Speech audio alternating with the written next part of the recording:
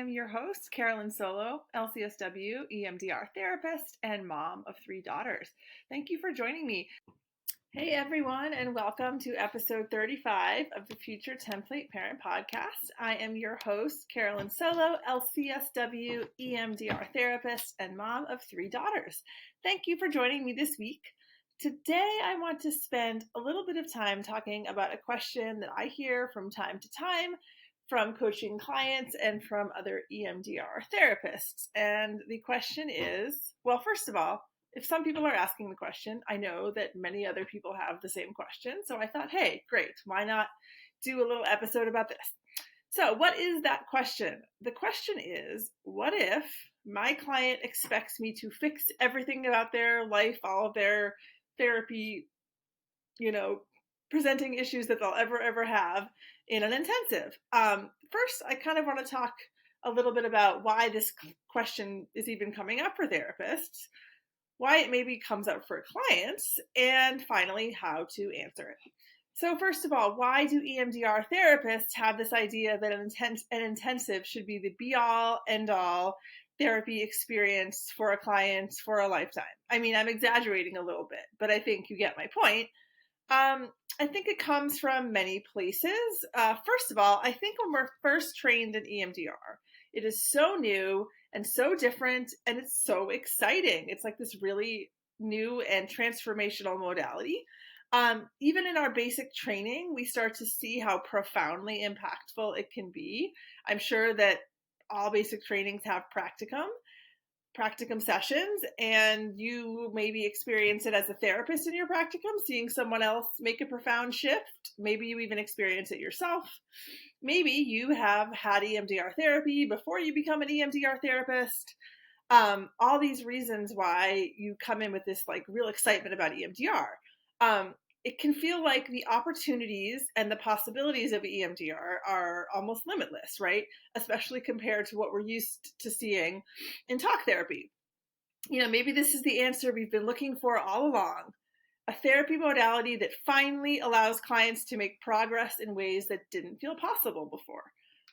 Maybe we can finally get through the stuck stuff, right? The triggers, the reactions, the symptoms that we thought we'd never really be able to change for a client or for ourselves, right? At best, maybe we'd be able to learn coping skills or teach coping skills that we'd be able to access at certain points, but, have to continually use over and over again whenever we're triggered. But now with EMDR, we're being taught that we could pull out stuff at the root, right? Eradicate. I don't know if you guys know this about me. I've probably talked about it, but I used to teach Latin and Greek. And the word radix in Latin means a root. So eradicate means to pull out by the roots, right? So eradicate symptoms. Right, maybe we can finally do that. Finally move through the traumas that were creating these symptoms and not just treat symptoms and provide symptom management, right? Like when you're sick, say you have a heart condition, right? And one of the symptoms is high blood pressure. You could treat the symptoms, but what if there's also a way to treat the heart condition that would mean you wouldn't have high blood pressure anymore? I am not a doctor. I have no idea if any of that makes sense, but I think you get the idea, right? But how exciting is that?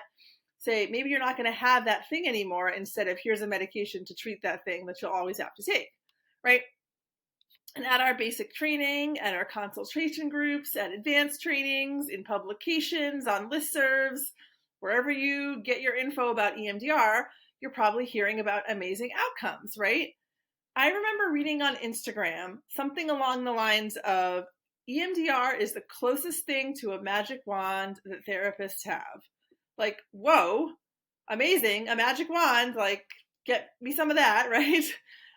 We hear about the PTSD client who's, quote, cured after 12 sessions of EMDR, right? So with all of that promise, like we want to believe we can deliver. We almost need to believe we can deliver, right? Like a magic wand, like that's a hell of a lot of pressure, right?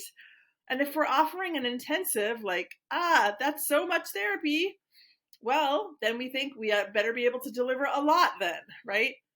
So then perhaps as we start to practice, we start to notice that maybe, just maybe, and this happened to me, we're not getting these blockbuster outcomes, right? We're seeing people for weekly sessions for months, for years. We're not feeling, quote, done.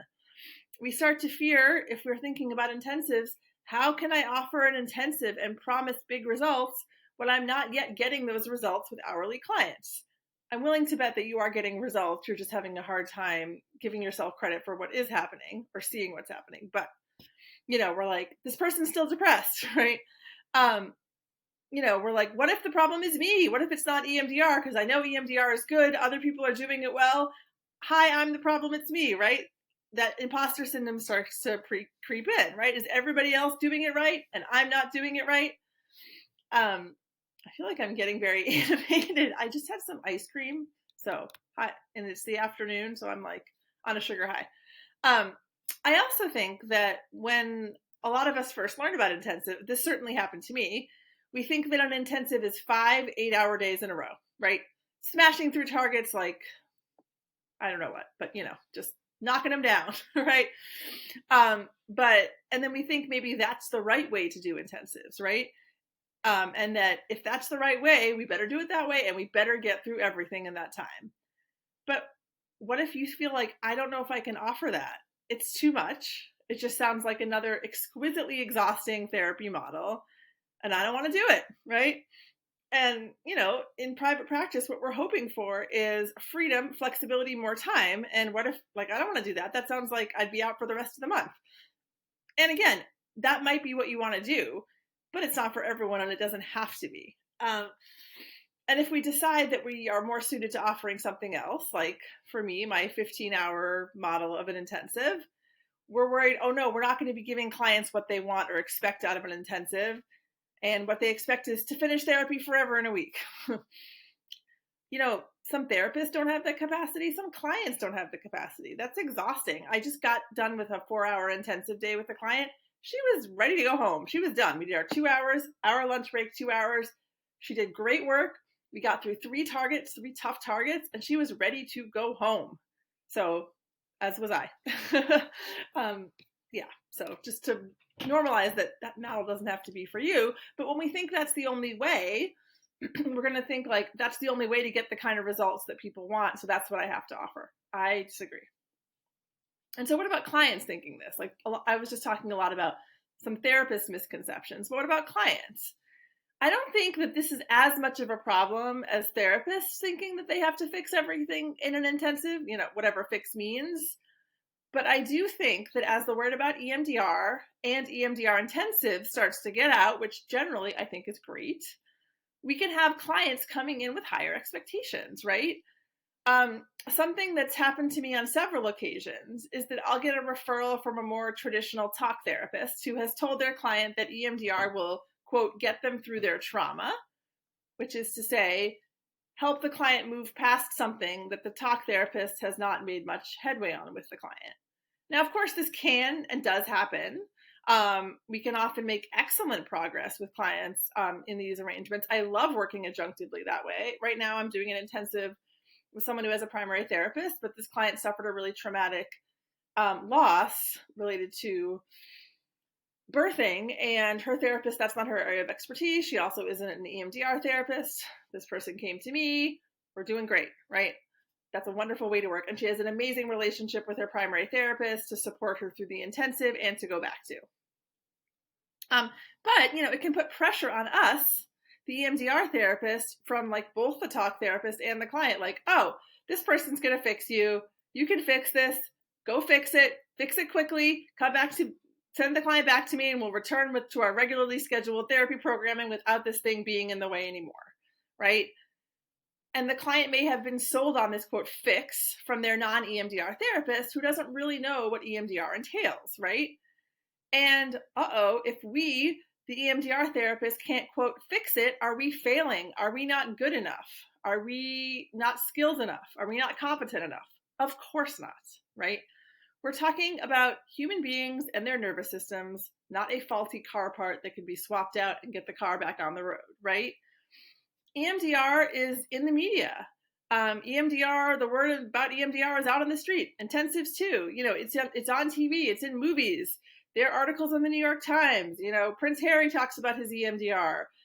It's all over social media. And again, this is fantastic for raising awareness about this powerful model. And it is great advertising for us. Like, people already know about this before they come to us. We don't have to do as much explaining and selling of the model itself, but it can bring clients to us whose expectations are not necessarily aligned with the reality of what an EMDR intensive or even just weekly, hourly EMDR can offer.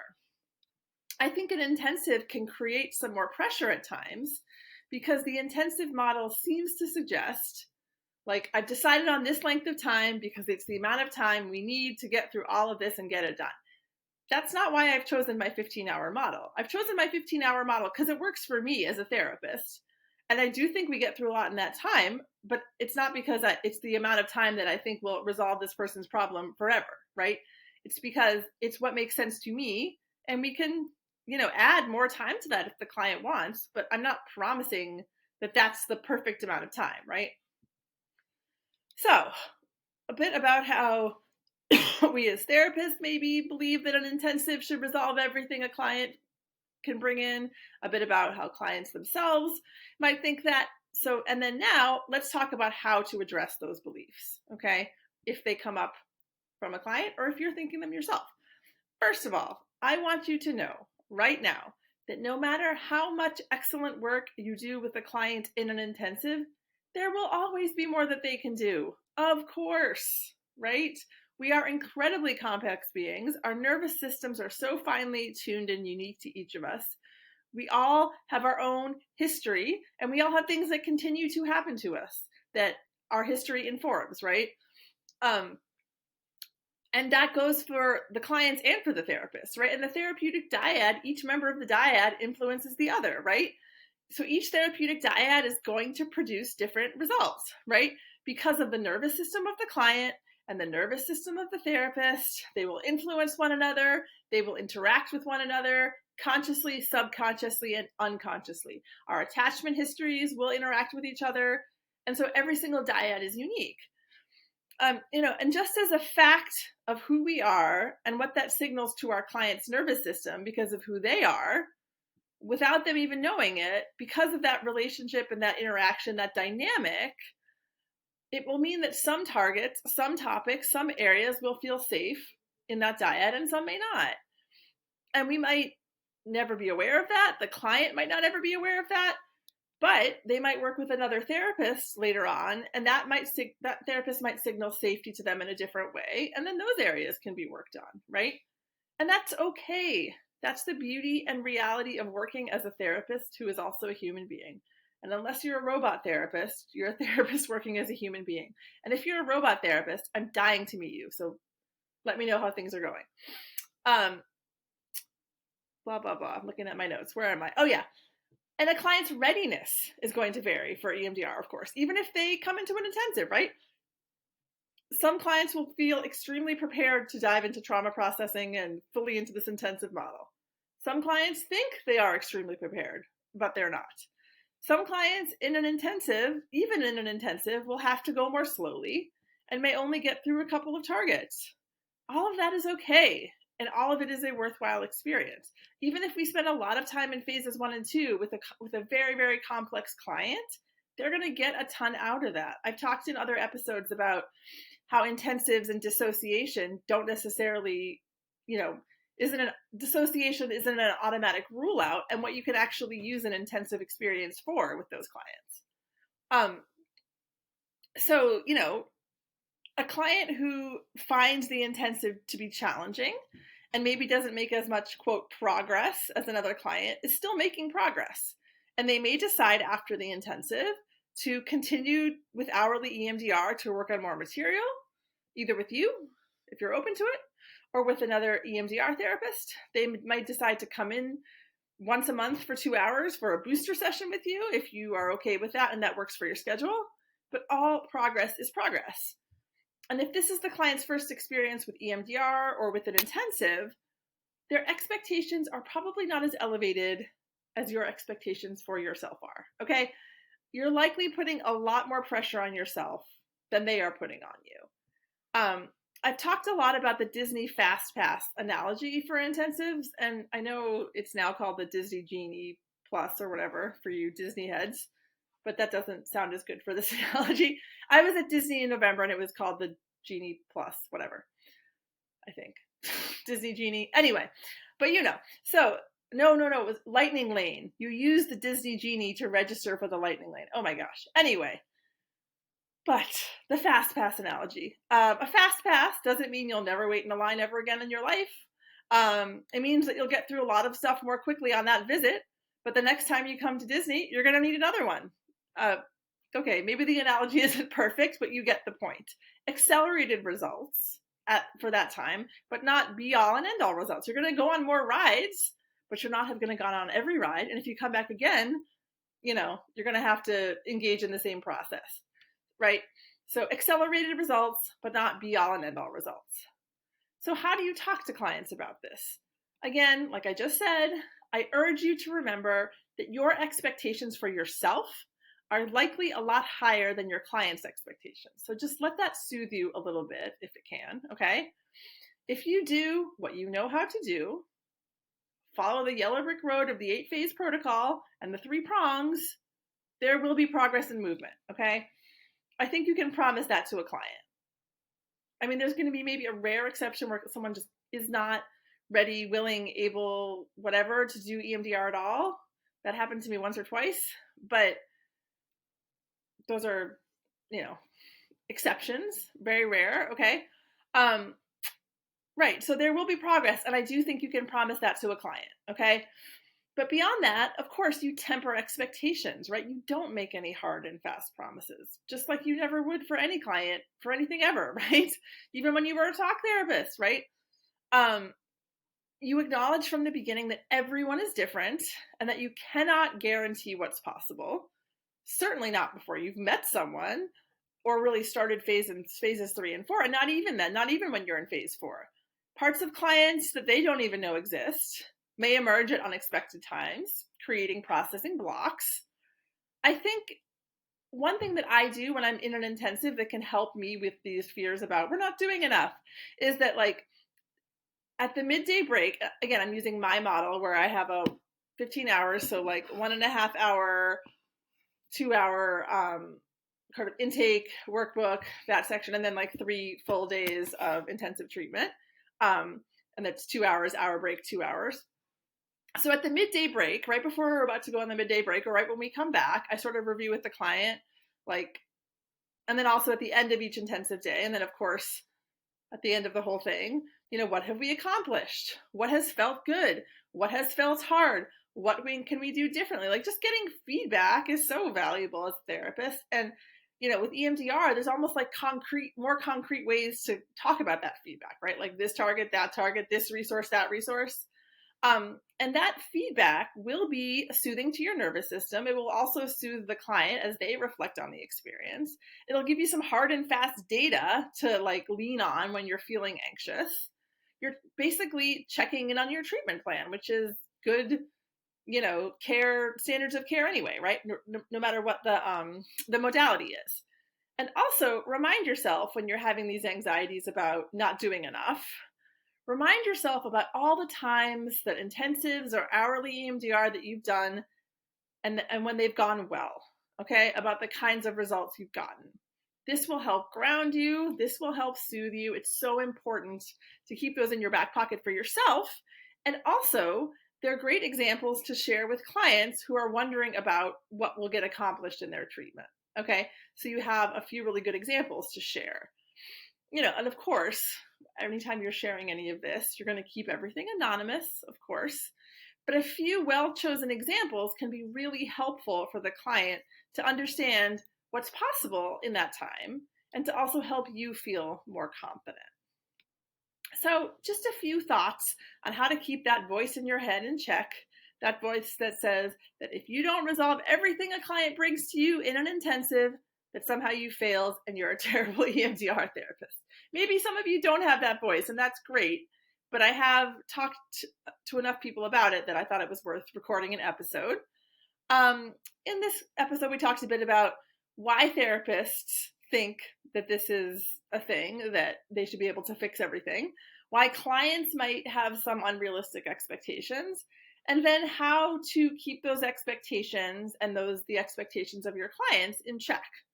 I think these are all important, almost like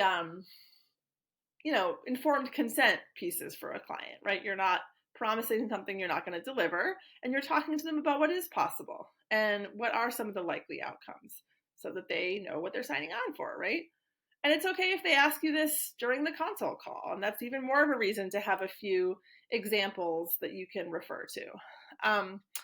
So if this is anything you'd like to have some guidance on or someone to bounce things off of, you can always reach out to me for more support. You can follow me on Instagram at Future Template Parent, post a lot of content there. Please check out my website, www.futuretemplateparent.com. If you haven't already, you can sign up for my email list there so you can get updates on all of my offerings and intensive support. So I hope you all have a wonderful week. And next week, interesting topic that I don't think I've touched on at all before, virtual intensives. Can they be done? Are they useful? How do you do them? So I'm excited I'm going to do a little reading on this one, a little research, I think, because it's a little bit of a new topic to me too. So I'm excited to explore it a bit. So tune in for that. And thank you as always for listening, and have a great week. Take care, everybody.